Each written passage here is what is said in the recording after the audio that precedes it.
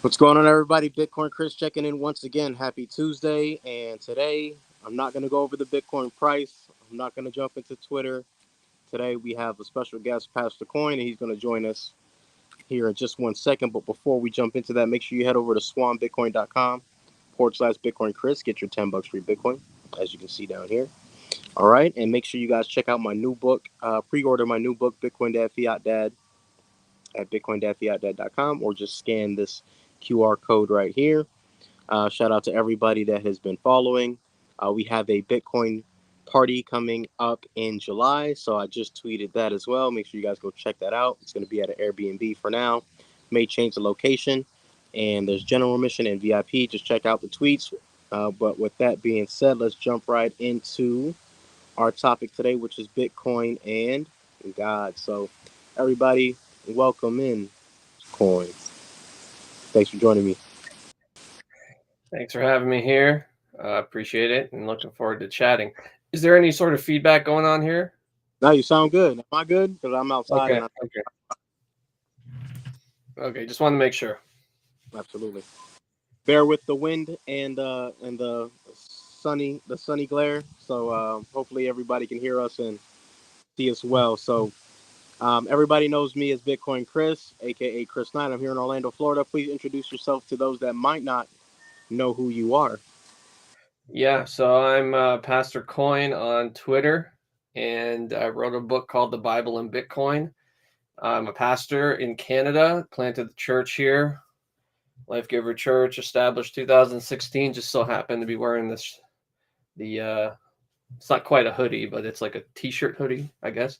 Um, and yeah, follower of Jesus, obviously.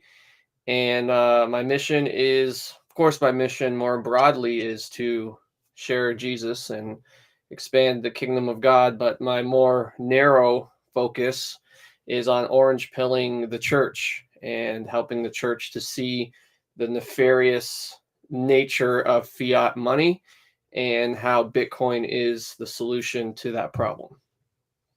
That's pretty much Absolutely, me. absolutely, great to hear. I don't know if you were listening or watching the video that I had live last night with the Simon family, and we Hmm. were talking about fiat, and we were talking about how, and Max says this, and I follow a couple different people that are um, very knowledgeable of the Bible, and they were talking about how the fiat system that we're in now is the system of the devil, right? Because it's even on our dollar. It has the all-seeing eye on the dollar. It has New World Order on the dollar. We have to slave away for, just to make a living. And I think, and what I was saying last night is that I think that Bitcoin was sent by God for us to escape this slavery system, right? That steals from us every single time that we earn a dollar, right, or earn some fiat. So yeah, I'm looking forward to having this conversation. I believe in God as well. Jesus is King. And so I'm not perfect by any means, but I do believe in God, and I believe that there's a connection between God and Bitcoin. So tell us about your journey. Tell us how you got into Bitcoin, how you got orange pilled. So it was a sort of very drawn out process. My first exposure to Bitcoin, and anytime I come on the podcast, I always give not a different version of this, but a little detail. So I'm going to try to give you the most detailed one so far. Because if you splice together everything I've said, you can kind of put together the full picture. So I'm just going to try to put it together for you right now in a short way. So my first exposure to Bitcoin was, I don't remember the year, but it was way, way back in the day when Bitcoin faucets were a thing where you could go and put in your email or however, and they would send you, I think at the time it was 5 or 10 Bitcoin for free just to play with it or whatever. So I tried to do that, and back then it wasn't so simple to custody Bitcoin. The private key, public key pairs, and keeping track of all that. I didn't know what was going on. I didn't, I was young, I was dumb, and so I said, forget it. Bitcoin didn't really have much value at the time. It wasn't really being exchanged or anything. So I just said, whatever. It's just some silly internet money thing. I didn't really understand it. I thought it was a part of a video game or something. Yeah. So I was like, whatever, forgot about it. And then of course we know what happened. My next exposure was 2017 when the run up happened up to 20K. And I thought, wow, that, boy, I really wish I would have taken the time to figure that out in the beginning and custody it, because that would have been nice. Although here's the thing, here's the reality. If I had done that in 2017, I probably would have sold it all. Let's be real. It's not like I would have been a hardcore maxi. I would have just said, "Oh, remember that Bitcoin thing?" I probably would have sold it in 2014. Actually, if we're going to be honest. So everyone gets Bitcoin when they get Bitcoin. At the price they deserve, uh, as they say. So the price ran up, and I thought, well, this is interesting. Maybe I should look into it. But my wife was pregnant with twins, and we moved to a new house, and busy with the church, and Bitcoin just took a back seat. China ban, and I thought, okay, whatever. It was a fad. I missed it. But in 2017, I did, as a joke, buy $200 worth of Doge. Excuse me. And I forgot I had it. So fast forward to 2020, COVID and all that nonsense, and Bitcoin runs up again. And this time I thought, fool me once, shame on. However that goes. I'm gonna pull a George Bush right now. You can't fool me again. um.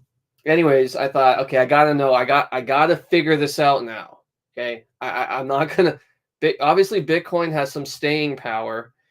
And of course, my Dogecoin ran up too. So I thought, well, that $200 is now five, six, seven, eight, $10,000. I thought, okay, I got to figure Bitcoin out.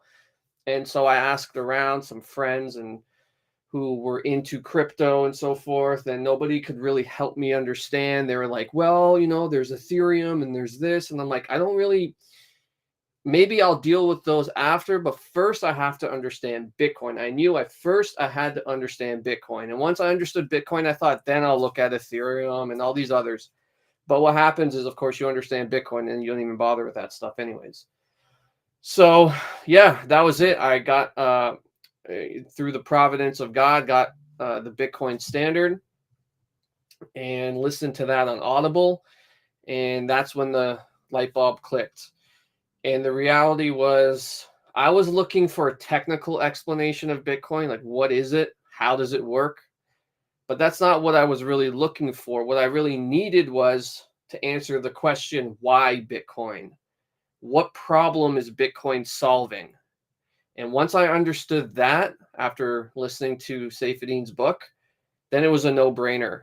It went from just being a sort of investigation to why this thing is worth so much, to becoming a moral imperative as a Christian now to adopt Bitcoin and help others understand the fiat problem, that it is immoral, that it is an evil system, and that Bitcoin is our best solution to date. So that's pretty much it in a nutshell.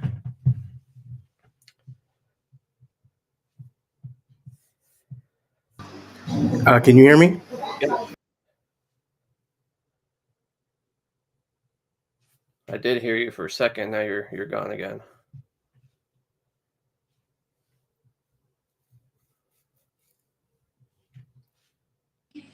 Can you? Yep. All right, cool. Yeah, I'm sorry, I had a little bit of a tech issue. What was the last part you were saying? I don't know when I last cut out. Saifedean orange pilled me, basically. Let's put it that way. Okay, let me bring us back on. There it is. Saifedean, a moose. Yeah, I think a lot of people have that same kind of, reaction or introduction to Bitcoin, right? They see it at first, they don't pay any attention to it. They see the price run up, they always kick themselves in the butt, right, and say, "Oh man, I wish I would have bought it." But like you were saying, most people are still thinking in the fiat terms, and they would have sold it, just like you said. They would probably would have sold, or they probably wouldn't have sold it, right? They probably greed would have kicked in. oh, if it's going to 20, it must go higher, and then Yeah. and it goes down, and then you get mad, and then you get upset, and then you know turns you away from turns pisses you off. Yeah. Yeah. I'm happy that I was able to I had those touch points with Bitcoin and running up till when I got to the Bitcoin standard.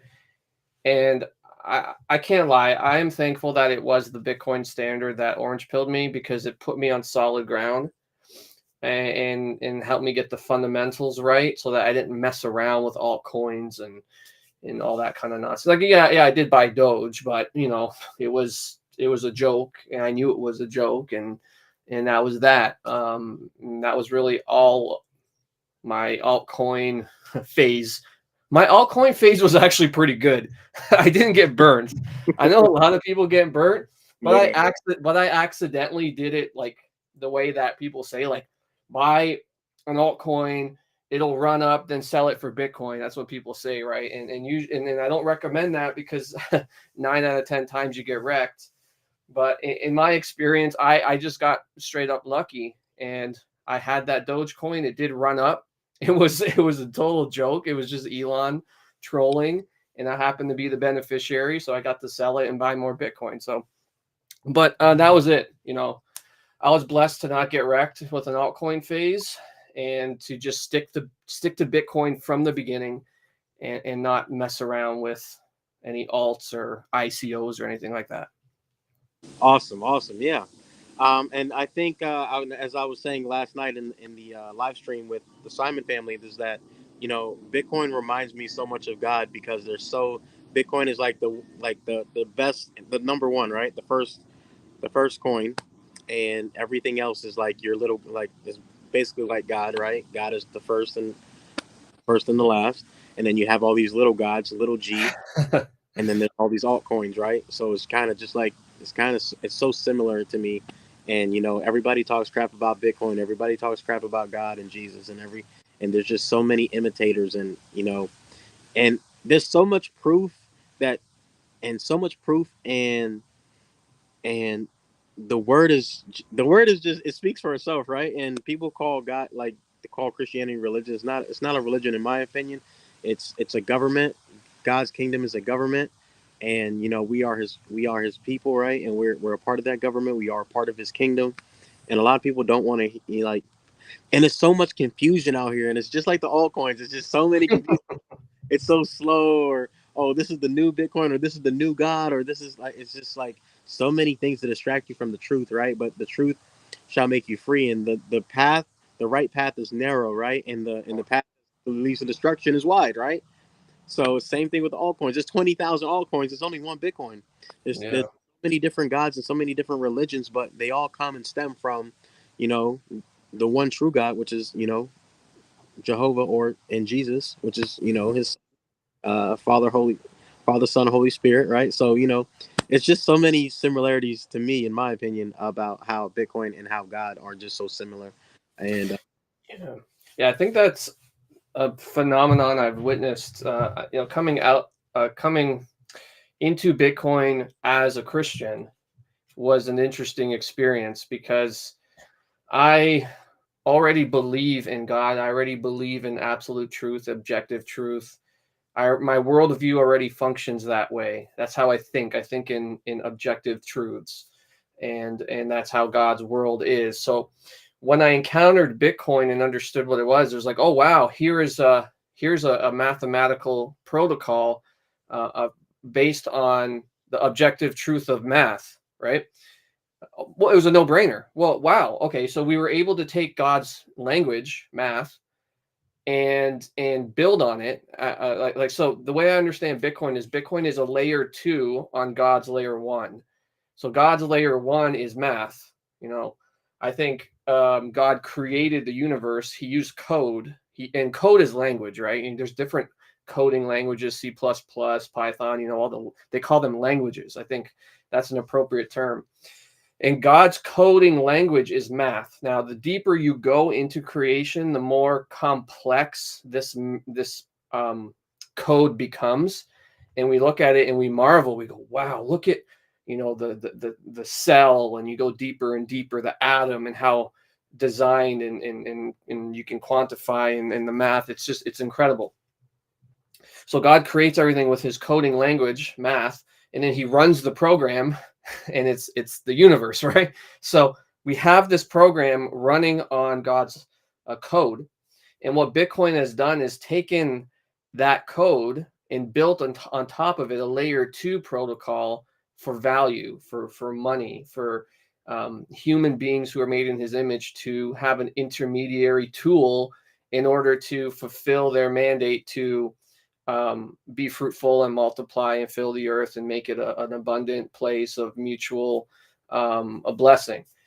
So that's how I view Bitcoin. It's a layer 2 technology on God's layer 1, and it just takes God's layer 1 and I know Bitcoin is complex, but compared to God's layer 1, it's actually quite simple. It's quite a simplified thing, and that's why I think when people encounter Bitcoin, they see these similarities with God and scriptural themes, because Bitcoin is just an objectively true protocol. That's what it is. And so whenever people who maybe don't come from that background discover that about Bitcoin, it blows them away. Whoa, look at this thing. You hear people say Bitcoin is truth. Bitcoin is hope. I was thinking about this just last night or this morning. I don't remember, but how Bitcoiners are there's so many parallels with Bitcoiners and church folk. Okay. We evangelize, we give out books like the Bitcoin Standard or whatever book you're giving out. You give it to your friends. Hey, read this, man. This is going to help you in your life. And we create communities, and we have conferences, and the lingo we speak is. So when I came into Bitcoin and I'm seeing this, I'm like, and some people in Bitcoin they're atheists or they're irreligious or whatever. And I'm like, no, guys, you need to understand.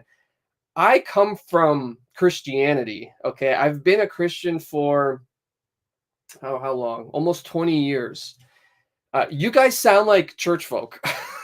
You guys are very religious. Trust me. You just, Bitcoin is your thing. Yeah. Now, of course, Bitcoin's not my religion. I'm not suggesting that that's good. I'm just saying that there's a reason why people, and it boggled my mind. I'm like, why are they so religious about this? And I finally figured it out. It's because of Bitcoin's objective truth that once somebody encounters that, you can't encounter that. You can't Yeah, unsee it. absolutely. And that's why I also get a lot of messages from people who encounter Bitcoin, have this experience, and then end up at Christ and end up becoming Christians. And I always wondered, that's a strange path to Christ. I've never thought of someone coming to Christ and Bitcoin being the sort of thing that piques their curiosity The bridge. about the Bible. Yeah, But that's why it happens, is because they go, well, some people think, well, if this is objectively true, then what else is objectively true? And you go down that rabbit hole and you end up at Christ. absolutely. Man, it's amazing to see. I agree 100%. And I didn't grow up. I grew up in a Christian background, but I wasn't really Christian. And a lot of people that are in certain religions are only following that religion because of their parents or because of their upbringing. So I have a lot of friends that are Muslim, and Mhm. I was back when I was younger because I was around. I grew up in Orlando, Florida. There's tons of different. I grew up in a multicultural environment. I wasn't really exposed to too much racism, but there is racism. I'm not ignorant to that. But I was around different cultures, Asians, Hispanics, especially Muslims, and so I got to see different cultures and how they lived. And I was like, man, some of my good friends were Muslim, and I'm like, okay, they don't drink, they don't smoke, they pray 5 times a day, and I was like, man, maybe I want to become Muslim. And this is back when I was probably like 14, 15, didn't know better. My dad is actually a Jehovah's Witness, which I do not like, and I couldn't stand going to the meetings, right? Um, it kind of turned me off from like religion, or just, I don't like calling it religion because, again, I don't see Christianity as a religion. It's a kingdom and God's government. Like, It's not a religion to me, in my opinion, but people can call it whatever they want.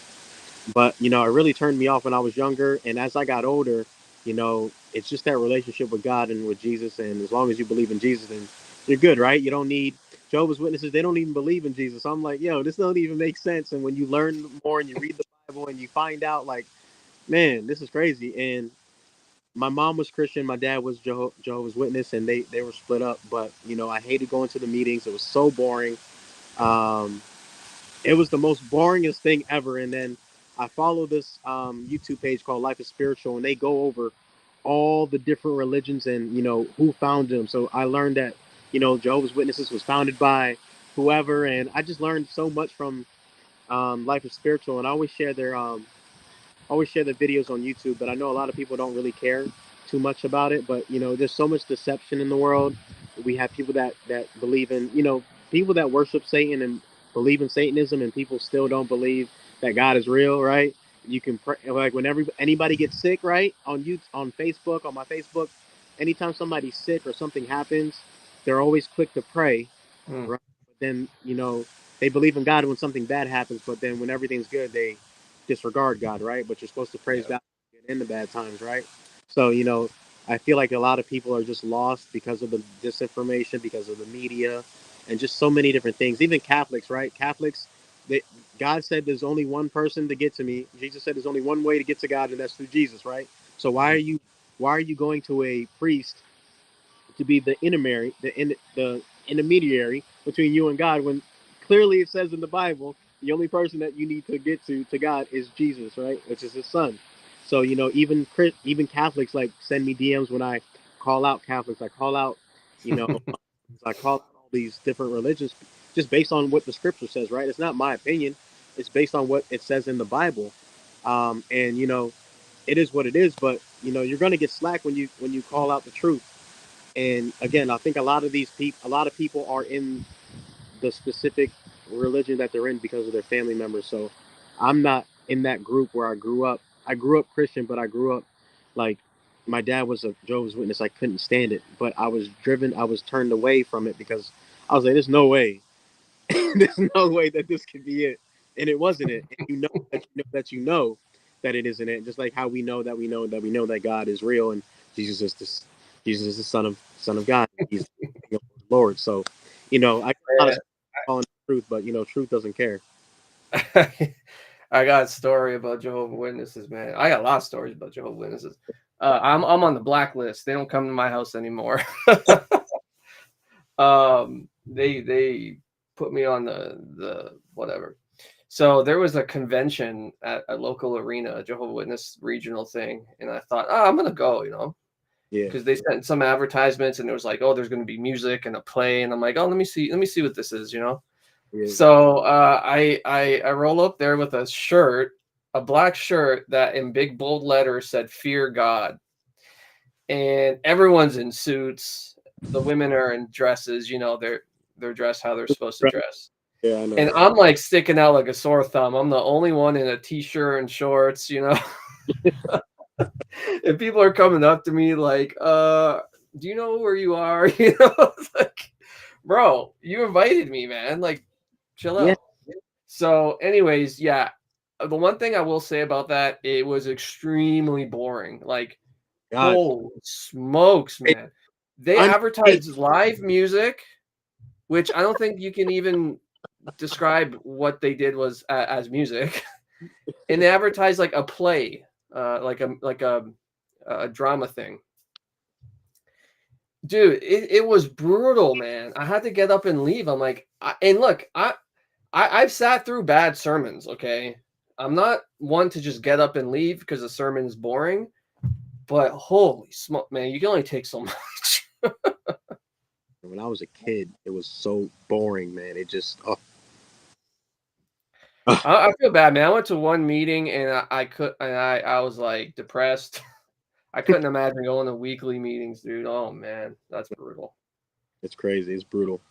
But it is what it is. Hopefully they'll come to the truth, one day. And if not, that's okay. We can only lead a horse to water. We can't make him drink. Only God can, transform Yo, people, right? yo, I just remember this. Let me tell you this real quick. I think you'll get a kick out of it.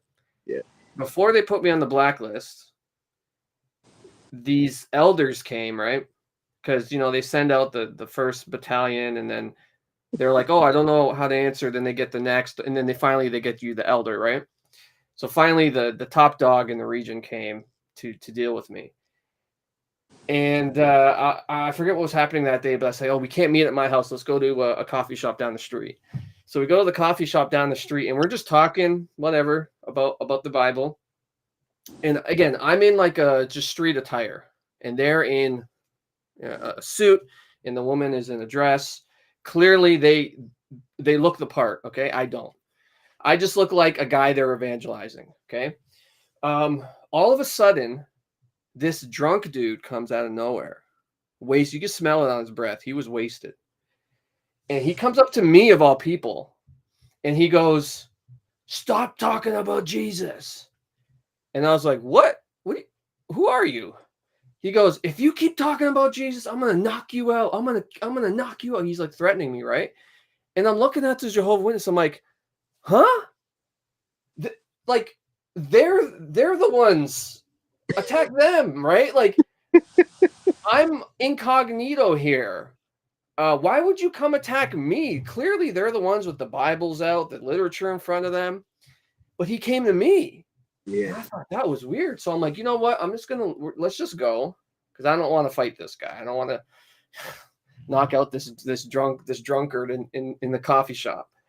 So I'm like, I'm just gonna leave. So we leave and we go to their house.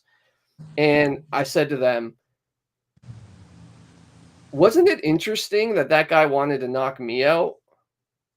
And they said, what do you mean? I said, well, I hardly had said anything up to that point. You guys were the ones talking about the Bible. I was listening up to that point. But he attacked me. And they go, yeah? I said, do you know why? They said, no. I go, really? You don't? They go, no. I said, it's because I have the Spirit and you don't. The Absolutely. demon in that man was Irritating. irritated because of the Spirit of God in me. Absolutely.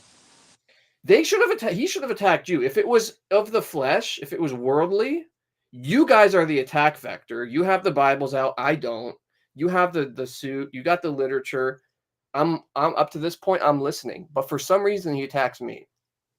So, anyways, not to boast. I'm not boasting in that. I'm just saying that there's a very real spiritual war, Absolutely. and there's a spiritual realm that we can't see, but is like the wind, where we can see its effect Yeah, on the world around us. exactly. Like you can see the trees blowing in the background. Absolutely. Life is spiritual, and a lot of people don't understand that. And I was speaking as well yesterday about how, the music, how Lucifer was, a beautiful angel, and, in his heart, he wanted to be like God, and he was in charge of the music, which is why the music industry is so Mm, demonic, because that's his realm and that's his field of influence. And so when you understand that life is spiritual and that, you know, things happen in the spirit realm before they happen in the physical realm, yeah. and prayers are real. I pray all the time. I believe in prayer. Um, people, again, when people get sick, what do? They say, "Oh, can you pray for me?" Or if somebody passes away, I'm sending prayers, right? So Hmm. deep down inside, they have a intuition that prayer works and that prayer is good, but they only use it in times of need versus in times of thanksgiving, which you're supposed to give thanks always, rejoice always in the Lord, right? Right, right. The truth shall make you free. So I don't want to push. I don't push my views on anyone. We're supposed to be the example, right? And we show them that through the way we live and the way we are, that God lives in us and that God is with us. So people are gonna be frustrated. Demons are gonna be upset. They're gonna come out and they're gonna lash out, try to fight you, and they're gonna. Anytime the truth is trying to be presented, there's going to be disruption. There's going to be something there to try to stop you from spreading the truth. Yeah, I think it's a spiritual law that um, whenever God's about to do something in your life, there's temptation or distraction very close, and I've experienced this so many times. It's just the facts. So push through, don't give up. the best advice you can give is just don't give up, because you don't know when, that victory or that thing is going to happen for you. Absolutely. I asked you offline, but tell everybody where you're from. Yeah, I'm from Canada, and it's cold here, and I want to be where you are. I'm not a big fan of alligators or anything like that, but I'm sure you do fine. Yeah, we do absolutely. You work around it. I don't know. Have you ever seen an alligator just walking down the street? Like, does that Not happen? not walking down the street, but we used to go when I was younger. We used to go gator hunting. Um, Wow. yeah, we used to hunt gators when I was younger. Man, Lake. that'll put hair on your chest real fast. Yeah. I mean, I wouldn't die. I wasn't the one really doing it, but I would be with friends that were doing. It was funny to watch them, jump into the lake, and we would catch baby ones and medium sized ones, not these large ones. There's a lake called Lake Apopka nearby, and that's probably what you see on the news when you see a bunch of gators online. Hmm. Lake Apopka has a ton of gators. There's Gatorland, where they have a ton of gators, and it's a theme park where you can go see gators and feed the gators and all that stuff. So yeah, gators are the least of our worries out here. That's good. That's good. That's reassuring. Maybe I'll come down. Yeah, yeah. And you're from Canada? Yeah, I was born in Romania, but I've lived here since I was like one years old. So basically Canadian. Don't have much Romanian culture. Was integrated into the Canadian culture very quickly. Had to be to make it. What part of Canada are you in? I'm in Ontario, so I'm like right across from Detroit. Okay. Yeah, so Detroit's basically our neighbor. Okay, my uncle was in Quebec. Quebec, yeah, yeah. Quebec's kind of far, about 12 hours, 12-hour drive. Wow. Yeah. Yeah, It's nice being really close to the US though. Could cross the border. I could be in the United States in 20 minutes. So that's really convenient, especially when I'm buying stuff from the US. I could just ship it to Detroit, go pick it up, save a lot of money. absolutely. Because you are in Canada and we know what's going on with the government there, what are your thoughts on, the government and the political climate and the temperature wise as far as your president goes? You know, I was thinking about this, and because a lot of the news I see is in the US on Twitter, because most, people I follow are from America. Um, and I'm looking at what's going on in America, and I'm like, this looks a lot like Canada 5, 10 years ago. You guys look a lot like we did back then. Maybe more like 5 or 6 years ago. In regards to? Just with the woke stuff, the government overreach happening. It reminds me a lot of like Canada 5 years ago. Um, and so right now here it's just a total clown show. Our federal government is a complete and utter joke. As a matter of fact, so in Canada we have a House of Parliament. It's sort of like Congress. You could kind of compare it to Congress.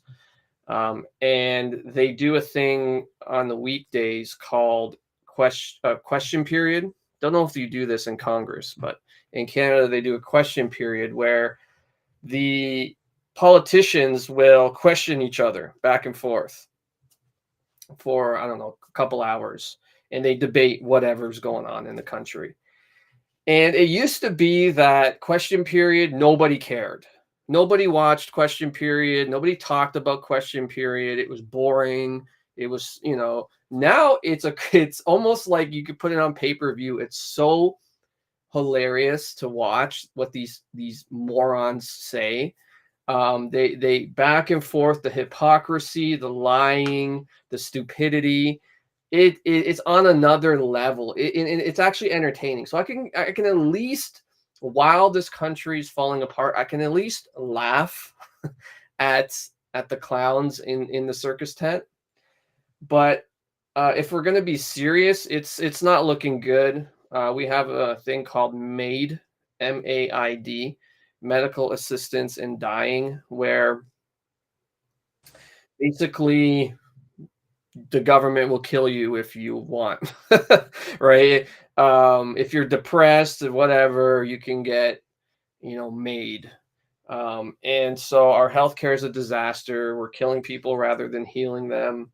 We all know what happened with the truckers and that the bank accounts being frozen and that kind of stuff. I actually know a woman who donated $25. Okay, $25 Canadian dollars, which is like what, $3 US. She donated $25 to the truckers, and her bank account was frozen. So this is the kind of nonsense we have to deal with, and very corrupt, very corrupt. The climate change called here, unbelievable. You think it's bad in the U.S., dude? The taxes we're paying on oil, gas, unbelievable, unbelievable. I don't know the because we do liters, you guys do gallons, but we're paying a lot. My heating bill. Now you don't have a heating bill because you're in Florida, right? You don't have. Well, it's actually pretty nippy outside, but the sun. That's why I'm about to move into the sun. It's a little cold. It only gets cold, up until about February, the end of February, and then it'll start to heat back up. Yeah. But yeah, we definitely.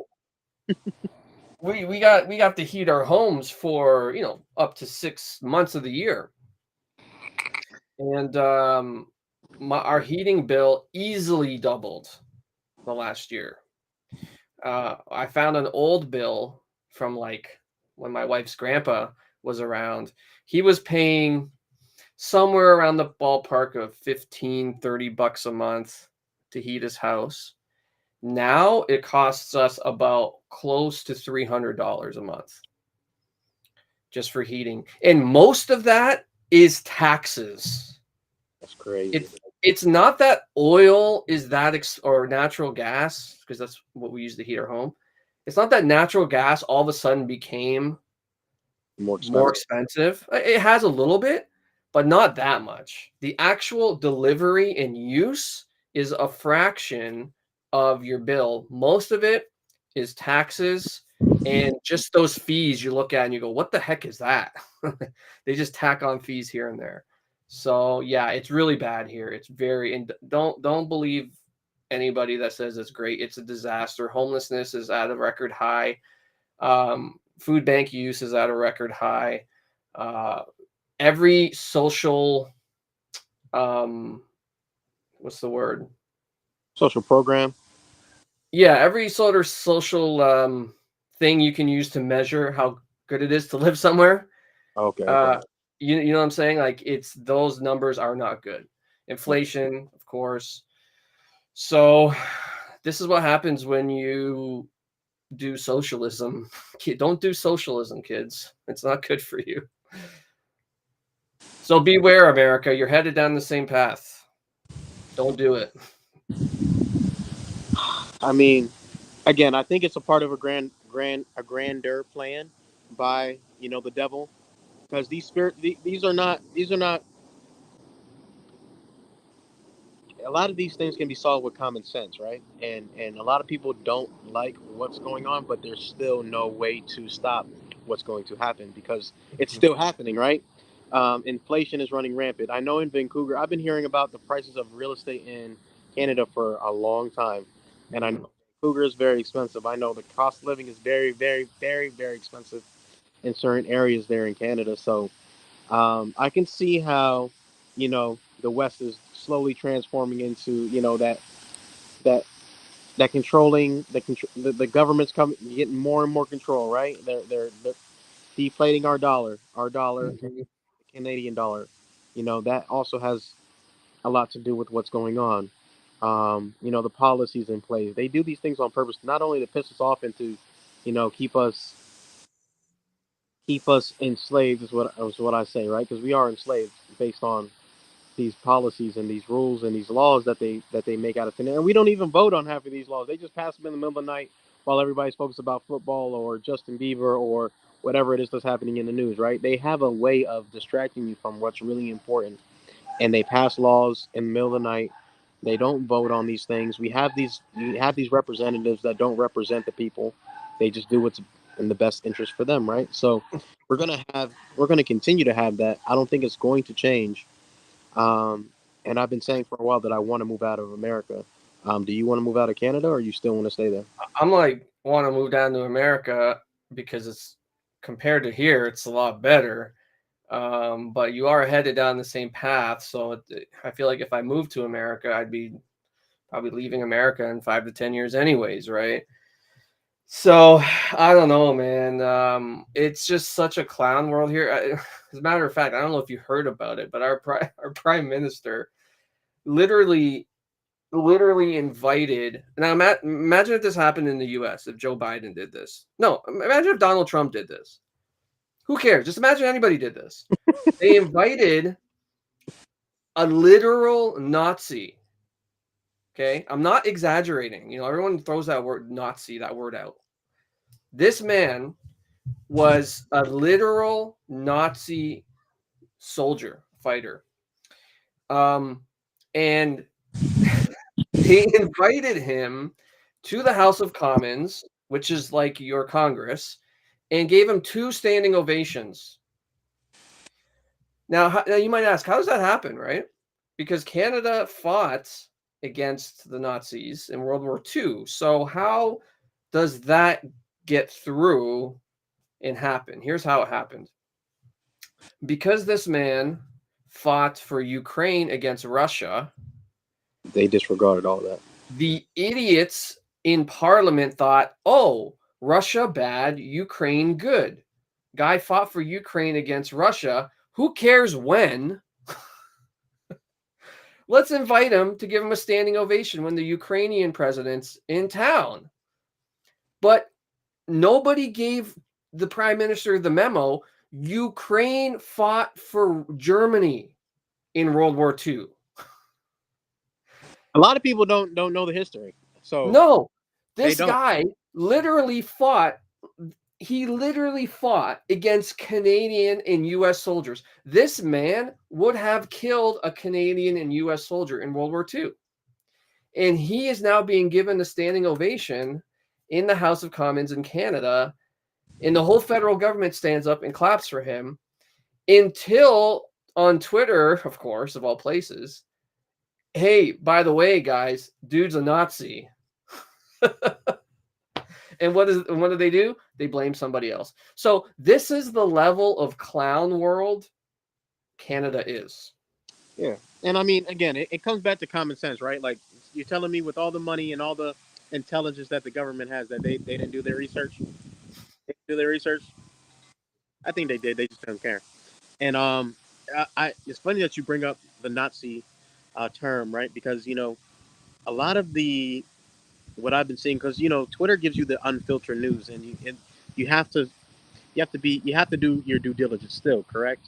But Mm-hmm.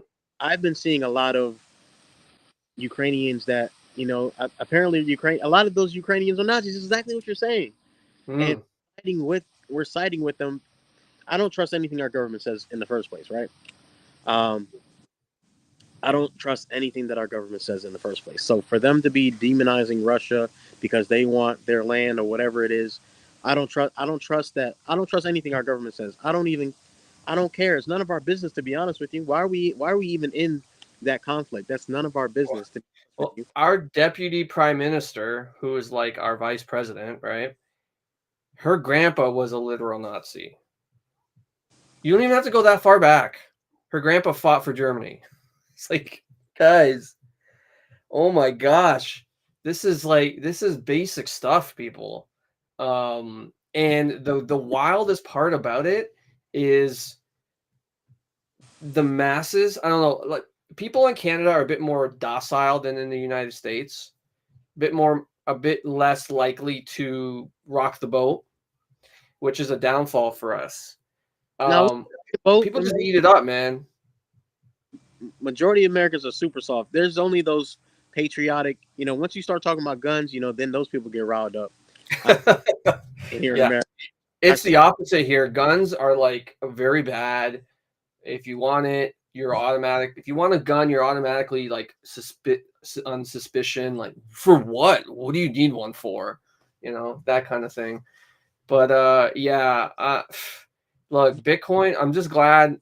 Thank God for Bitcoin because Bitcoin's really the cheat code in this um atmosphere we live in. It really is the cheat code because you can earn this money that is being inflated away, and it's once you learn Bitcoin, there's like two emotions that happen, at least for me. It's wow, I'm thankful for this thing that I can save in it, but then there's a sadness, a frustration, when the rest of those around you just don't get it, when you're trying to help them and they just don't get it, and you could fall into a despair because people are sad and they're upset. I can't, especially people my age, our age. I don't know how old you are, but yeah. So in our generation, are lamenting, oh, I can't afford a house. I'll never be able to afford a house. It's like, yeah, you're right, but there's this thing called Bitcoin that gives you a chance that you can now afford a house. Like if you save in Bitcoin, you will be able to afford a house way quicker than if you saved fiat.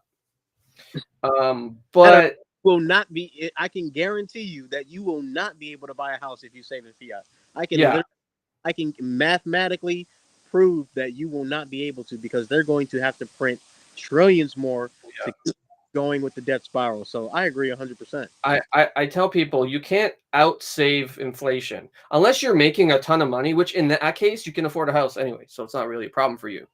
But for the rest of us, you can't outsave inflation. It's too rapid. So yeah, so there's that also that element of man. I just wish people could understand in my generation that this technology is here to bail us out of the bailouts of the previous generation. Um, so I don't know how you balance that or if that's even an issue for you, but it's Absolutely. yeah, Uh, it could become depressing sometimes. The more abs- you know, I think there's a Bible verse in Ecclesiastes that says, "With more knowledge comes more sorrow," yeah, and that's that's sort of how I feel with Bitcoin. The more you learn about the system, the more sorrow comes with it. So that's if you want to just be blissfully ignorant, then that's fine. But if you want to know, expect some sorrow as you figure this out. yeah, King Solomon definitely broke that down for sure. Proverbs is one of my favorite books in the Bible. So much wisdom from the richest man that ever lived. So I recommend anybody watching, just read. If you guys don't read the Bible, sometimes I don't like to read audio. Download the Bible app and you can play it and they'll read it out loud for you. But listen to the Word of God. It'll bring you peace. It'll help you out a lot. But yes, I do get upset, and I do get sad sometimes because there's a lot of people that I love, that I know, that just don't want to hear anything about Bitcoin. They think it's magic internet money. They don't understand what's going on with the money. Yet, like you said, we scroll on Twitter and we scroll on Facebook and we see so many kids, especially TikTok, right? So many people our age and younger, complaining about inflation and complaining about the cost of Starbucks, complaining about everything, right? Because everything has gone up. People blame Biden for the inflation, but it's the system in general, right? We can't just blame Yeah, it because they've been doing it. And to be honest with you, I don't like any president, but if I had to choose a lesser evil, I would choose Trump. And a lot of people get mad at me about that. I don't care. Trump was at least Trump had the balls to print the money, and that way we had money coming in, right? And then if you're wise, you can take the money and invest in Bitcoin, right? And if you open yeah, up right? He doesn't pay any taxes. People get mad at him and the rich people not paying any taxes. Why don't they pay taxes, people? Because the law allows them to. So instead of complaining right, about it, why don't you learn the law that allows them not to pay taxes so you don't have to pay taxes? It's just right. a lot of I things. mean, shouldn't when I heard Trump didn't pay taxes, I was like, okay, good for him. He figured it out. How can I do that? When I was younger and ignorant and I used to watch CNN and I used to be on the opposite side. I used to hate Trump, right? I used to be whatever the news told me is what I believed. And thank God for Bitcoin because it took me out of that system. It took Mm, both sides lie to you. Democrats and Republicans lie to you. They're both wrong. They're both evil. They're both they're both incompetent no matter what they do. Right? They're just giving the people it's theatrics in my opinion. It's just appeasing one side of the country for 4 years to 8 years and then appeasing the other side of the country for 4 to 8 years. And the cycle continues.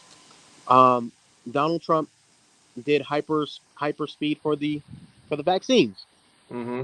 So everybody's like, I didn't want to take a vaccine, or they don't trust Donald Trump for the vaccine. The Democrats were like, I'm not trusting Donald Trump with the vaccine. And then when Biden comes in office, they're all taking the vaccines.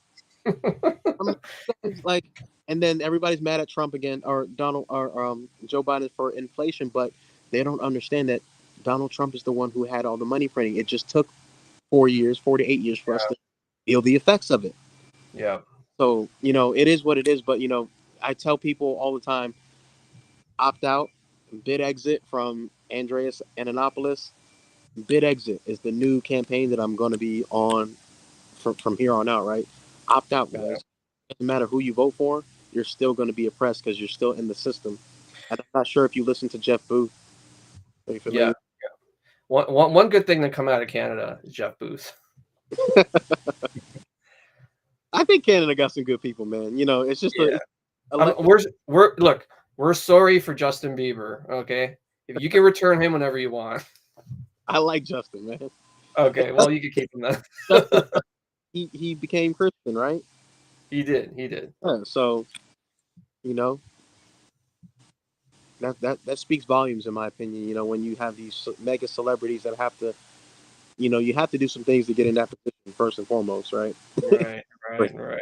to turn his ways and to come back and be Christian speaks volumes, and I'm happy for him. So Definitely. yeah. Yeah. No, you're saying about Jeff Booth. I love Jeff Booth. He was speaking about. He's always speaking about us. We're we're base we're basing the unit of Bitcoin on a system that's faulty and that's fraud, right? So everything Mm, says Bitcoin is X amount of dollars. You're judging it from a system that is designed to fail and designed to steal your wealth. You do not need to you do not need to price Bitcoin in dollars. You need to price Bitcoin in Bitcoin. Everything will be priced in the future, whether you want to accept that or acknowledge that or not. Everything gets cheaper in Bitcoin forever because of absolute mhm, necessity. And a lot of people just don't understand this. A lot of people invest in the stock market or in real estate, and these things are all denominated in USD until that flipping happens. Who knows when it's going to happen? But Jeff Booth does an excellent job of explaining it. uh, you know, how deflation is a natural state of a free market, right? We don't have free markets. yeah, Why is it technology is easier for us to make videos, right? It's easier for us to send things across the borders or to order things or to communicate or to build stuff, right? We have technology where we can build houses much faster. We can do everything a lot easier. So that common sense would say, okay, if it's easier to do something, it must be cheaper to do that thing, right? So mm, why is it that everything is more expensive? It's because we're in a yeah. rigged. Everything is rigged against us. So Jeff does a great job of explaining that.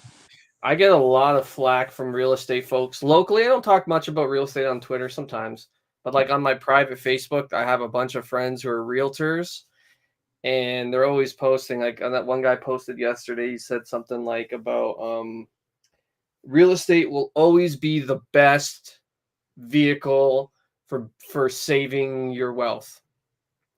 And I'm like, man, the only reason people use homes as savings accounts is because the system is broken, the money is broken. It's the only reason it works. And it's such a wicked cycle because sure, you buy a house, you sit on it for 20, 30, 40 years, you sell it, you retire. But in doing that, you're pricing out your children and grandchildren from owning a basic home. We're not talking about mansions and luxury. We're just talking about basic homes. Yep. You're pricing them out for your retirement. It's like the profound hatred you have to have for your children to think that's good is just unbelievable. I can't believe people are like, oh, look at me. I built my wealth in real estate. It's like, dude, but look what you're doing to your children and grandchildren and the children of others. You're Yeah, pricing them out of I think shelter. This is people. crazy. Yeah, I bought a house in 2017. I was fortunate that my wife's mother owned a home, a small starter home. She sold it to us for a very good price. It was a piece of junk, but we put work into it. We sold it and we bought another house. Um, Now that house we bought, the one I currently live in, we bought it in 2017, and it I could, if I put some work into it, I could sell it for over double of what I bought it for. Now, how? How make make sense of this for me? How is rotting wood double in value in 5 years? I No, tell you, not 5 years. How long has it been? it is not. 7 years, whatever. It is not the value of the home going up. It is the price of your dollar or your fiat currency going down, and people fail to realize this, Hmm. fortunately. But that's the truth of it. That's how much your money has lost value. So I don't know if you can see this house. This is Hmm. huge crib right here. Um, this house right here, they have bamboo up. Huge crib right here. I'm surrounded. These houses, they're putting. There's a brand new house being built right in front of us.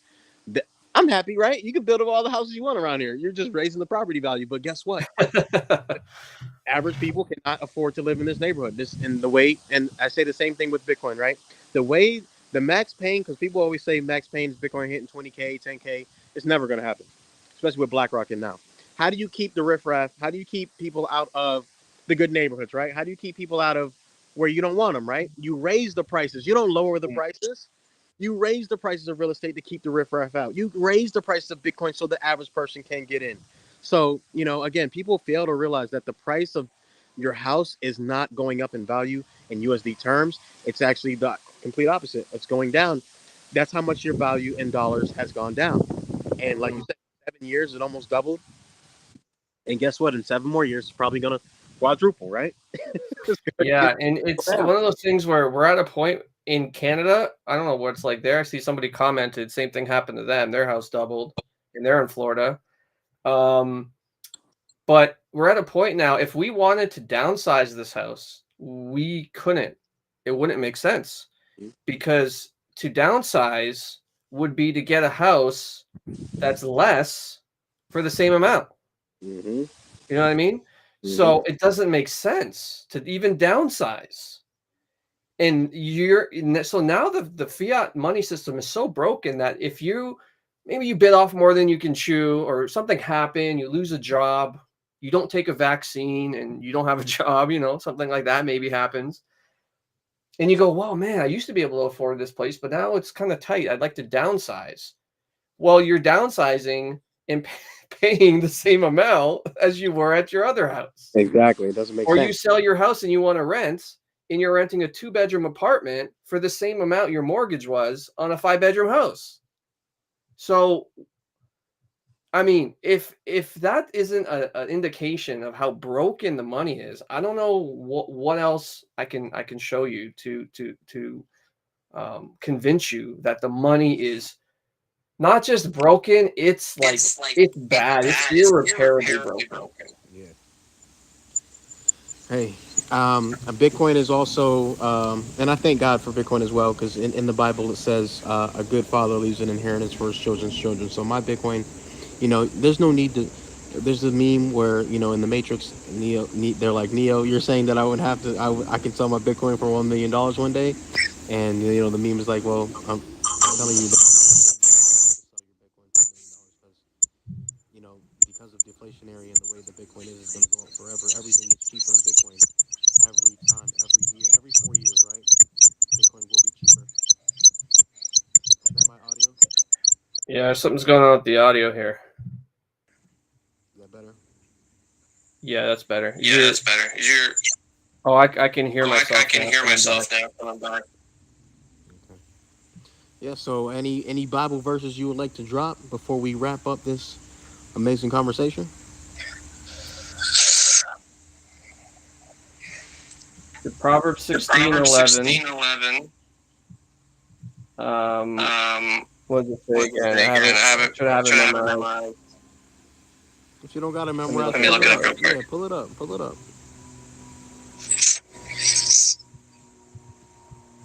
One One sec. sec.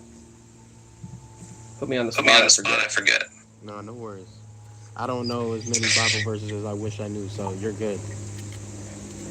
A just A balance just and balance and scales are the scales are the Lord. Lord. All the weights All in the the weights bag in the are His bag are work. His work. One more time. One more time for those in the back. One more time for those in the back. A just A balance just and balance and scales are the scales are the Lord's. Lord's. All the weights All the in the weights bag in the are His bag are work. His work. And Yeah. that's And that's Bitcoin. The Bitcoin. just The balance just and balance scale. scale. Balances the scale. Where can people follow you at? Where can people visit your website for your church? If you have any merch, if you have any events coming up, how can people get a hold of you? Over at Over at lifegiverchurch.net, lifegiverchurch.net, we do we do accept accept Bitcoin Bitcoin. donations. So if you'd like to support our ministry, you can give Bitcoin at lifegiverchurch.net. I'm looking at my webcam. I should be looking there. TheBibleandBitcoin.com is where you can get a copy of my book. I only accept Bitcoin for those purchases on my website because honestly, I wanted to accept fiat and Bitcoin, but it's the fees are too much with fiat and it's too much of a headache. So I just only accept Bitcoin. And that just shows you how much better Bitcoin is because on a purely business decision, Bitcoin made the most sense. So it just works better. So BibleandBitcoin.com if you want to get a copy of the book with Bitcoin, paying with Bitcoin, or you go to Amazon if you want to pay fiat. And the church is lifegiverchurch.net. And then Twitter at Pastor Coin. Excellent. And one last question here before we wrap up. How are you orange pilling the church? Are you having a separate section to or a separate service where you're informing them about Bitcoin? Because God doesn't want His people broke. I don't know why church people think being poor is the way to go, right? Because King Solomon was rich, David was rich. All these people were rich in the Bible. Abraham was rich, right? So why do a lot of people in the church think that money is evil, right? The love of money is evil. Money is not evil. But if you love money more than you love God, then that's not right, right? You got to put God first. You got to pray, right? You got to do the right things with your money as well. You reap what you sow. So how are you orange pilling the church? Because I believe that the church needs to be financially literate and they need to understand that God wants them to have money, right? The devil has money, right? How are you going to fight against the devil and the demons and all these people if you're broke? You can't. So how are you doing that?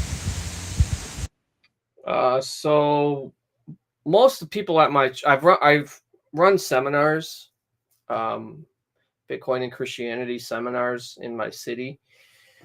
So that's one way. At this point, most people in my church are orange pilled. So the work is done at my church. It's pretty much, and anybody new who comes in, it's just part of the culture of the church. We have the QR code where you can give with Bitcoin on Sunday morning. So people will come in, oh, what's this? And we're able to talk to them about that. I wrote my book to help expedite the orange pilling of the church. I really wrote it so that because a lot of Christians maybe they have questions, and I wanted to just be able to have a short book in order to just say, you know what, here, read this book, check this out. This has all everything I would say to you right here. So I could multiply myself through everybody else out there. And so on the website, I have a thing called the Orange Pill Pack where you can get 10 books for a good discount. And there's a study guide in the back of the book where you can have a small group study at your church, 5 or 6 week study through the book, through the scriptures, dealing with money, inflation, and how what the Bible says about those things. And so I encourage people get an orange pill pack and then have a small group study at your church. And so that way I'm able to multiply the orange pilling through this book so that the orange pill could be everywhere at once while I can only be one place at once. So that's really the main way which I'm endeavoring to orange pill the church, is just by trying to get this book. I try to make it as affordable as possible, so that people can just give it to people. And it's not overwhelming. It's not intimidating. It's a short, to the point book. So that's how I'm doing it. And so far, I've had some good results, some good testimonies. So I'm really pleased with that.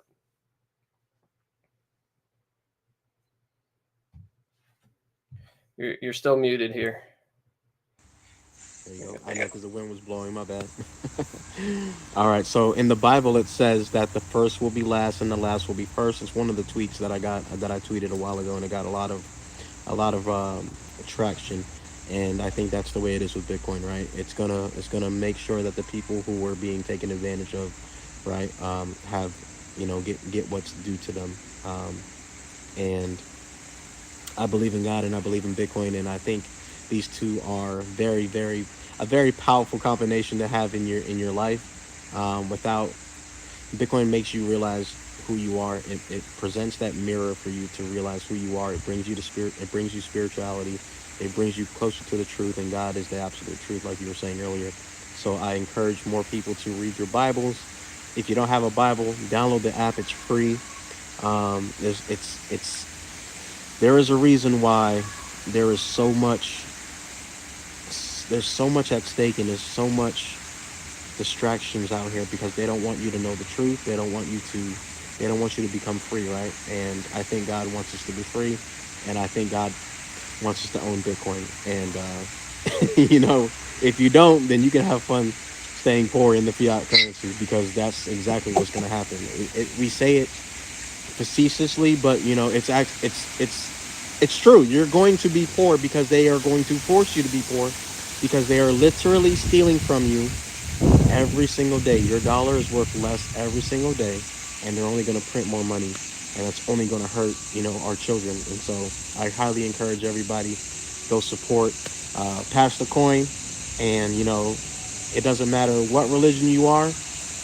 You believe in what you want to believe in, but I believe in Jesus. I believe in God, and I just want to encourage you guys to at least do your research, do your due diligence. God loves you. Jesus loves you.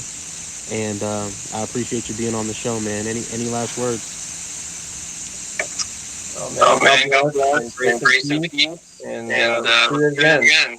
I might I be might be starting a starting a podcast, and maybe podcast, I'll and have maybe I'll you have you on. on. Yeah, do it, do it, and that way you can reach people, and maybe you know I would recommend that you probably look at some compare verses to how Bitcoin is, and each podcast pick out a specific verse or one or two verses and compare it to Bitcoin, and give that correlation. I think that would be a dope idea, actually. I think that'd be really dope. Peace out, Peace out, brother. brother.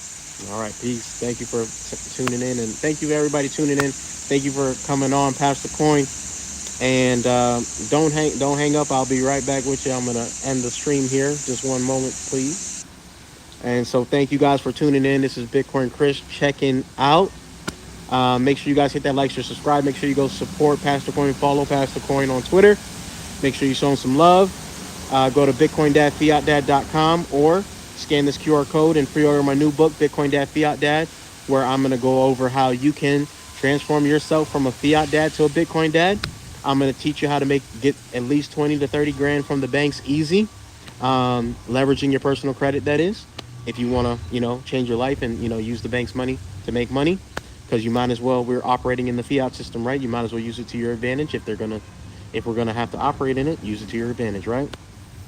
Let's see. You hit that like, share, subscribe if you're watching on YouTube. If you're not watching on YouTube, on X, hit that like and retweet.